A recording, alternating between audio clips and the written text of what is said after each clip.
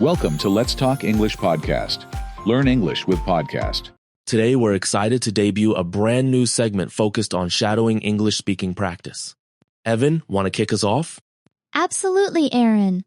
Shadowing helps learners develop authentic English pronunciation and rhythm by repeating after native speakers. This new series will feature engaging stories narrated by Crystal, designed for shadowing and packed with useful vocabulary.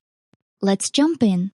And if you're listening on the go, maybe during your lunch break or a walk, you're in good company, we'll guide you step by step. So even if you haven't tried shadowing before, you'll get the hang of it. Ready to learn and have fun? That's right. Not only will you hear real-life English, but you'll also get explanations of idioms and phrases, ensuring you don't miss out on key expressions. Plus, we've got free resources to support your journey. Crystal, take it away. Before we begin the story, Crystal, can you explain what shadowing is and why it's considered such an effective practice for language learners? Of course, Aaron. Shadowing is when you listen to a native speaker and repeat their sentences immediately, matching their tone, speed, and emotion. Imagine it like following someone's footsteps in the snow. You're copying their path exactly, training your ear and mouth together. That analogy makes sense. So instead of memorizing lists, learners immerse themselves in natural speech patterns. Are there studies that support the effectiveness of shadowing? Yes. A study in applied linguistics showed learners who practice shadowing daily improved their pronunciation accuracy and speaking confidence by over 30% in 3 months compared to traditional methods. Wow, that's significant.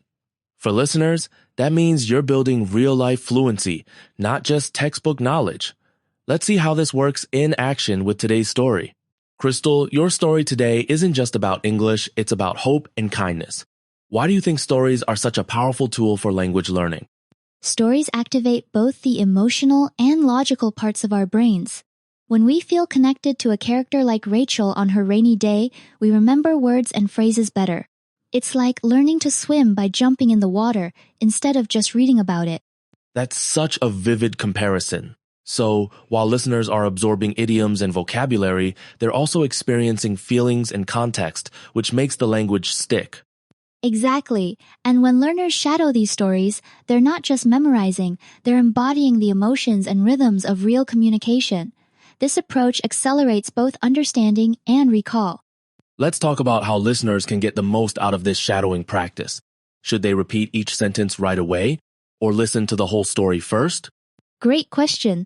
For beginners, I recommend pausing after each sentence and repeating aloud, focusing on matching my intonation and pace. Advanced learners might try shadowing in real time, almost like singing along to a song. So, it's flexible. And if an expression is confusing, what should listeners do? Don't worry. After the story, we break down tricky words and idioms, so if something flies over your head, you'll get clarity soon. The key is not to stress, just enjoy the process and keep practicing. Let's dive into Rachel's story. One small act of kindness, a pink umbrella set off a chain reaction. How does this narrative structure help learners notice patterns in English? When a story has a clear sequence problem, solution, impact it, mirrors the way we structure thoughts in English. Phrases like, for the first time that morning, or she arrived at the bookstore, help listeners recognize time transitions and cause-effect relationships. And by hearing these in context, learners can internalize how native speakers connect ideas naturally, right? Absolutely. It's like seeing puzzle pieces fall into place, making it easier to retell stories or describe real-life events in English. Crystal, your story included a rich mix of idioms and phrasal verbs. Can you give examples of how these expressions add flavor to English? Certainly. Take step out, it's more vivid than just leave. Or the rain didn't touch, hurt, it paints a picture. Idioms like flies over your head make the language playful and memorable. Shadowing helps learners master these naturally, not just from a list. Is there a risk of overusing these expressions? That's a good point. It's about balance. Listening to stories lets learners hear when and how native speakers use them, so they can sound natural rather than forced. Let's transition to vocabulary breakdown. Can you walk us through a couple of tricky phrases from the story and explain them in simple terms? Absolutely. Mumble means to speak quietly and unclearly. Often when nervous, imagine your words hiding in your mouth. Another is zip it up to close something with a zipper, like a jacket. These phrases become easy to remember when you picture the action or emotion. Analogies like that really help. Are there techniques for remembering these new words? Repeating them out loud in different sentences and connecting them to real situations makes them stick. Writing your own examples or acting them out can also reinforce learning. You mentioned repetition is key. How much should learners practice shadowing to notice real improvement in their English skills? Research suggests that just 10-15 minutes of daily shadowing can significantly boost fluency and confidence within a few weeks. Like learning a musical instrument, consistency is more important than intensity. So even busy listeners can fit this into their routines. Is recording oneself while shadowing helpful? Absolutely. Listening back highlights areas for improvement pronunciation, speed, or intonation. Over time, you'll hear your progress, which is incredibly motivating. Crystal, you mentioned that listeners have access to a free PDF with grammar, comprehension questions, and reflection prompts. How can these tools maximize learning from each episode? These resources let learners review what they've heard, practice grammar in context, and test their understanding. Reflection prompts encourage personal responses, making English more meaningful and memorable. So the learning doesn't stop when the episode ends. Listeners are encouraged to revisit the story and deepen their skills. Exactly. It transforms passive listening into active learning, turning each story into a full lesson.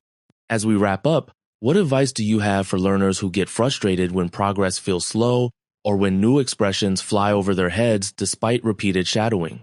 Remember, language learning is a journey, not a race. Every time you shadow, you're building confidence and fluency, even if you don't notice immediate results.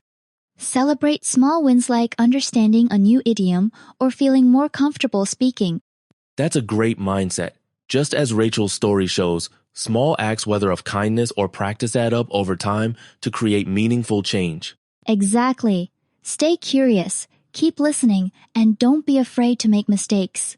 Each attempt is a step closer to the confident English speaker you want to become. Thank you, Crystal, for sharing your insights and guiding us through today's story. For our listeners, what's the best way to keep building their English skills after this episode? Replay the story and practice shadowing with the transcript.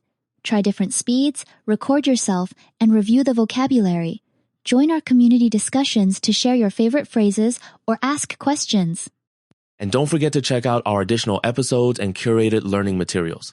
Each step, no matter how small, is progress.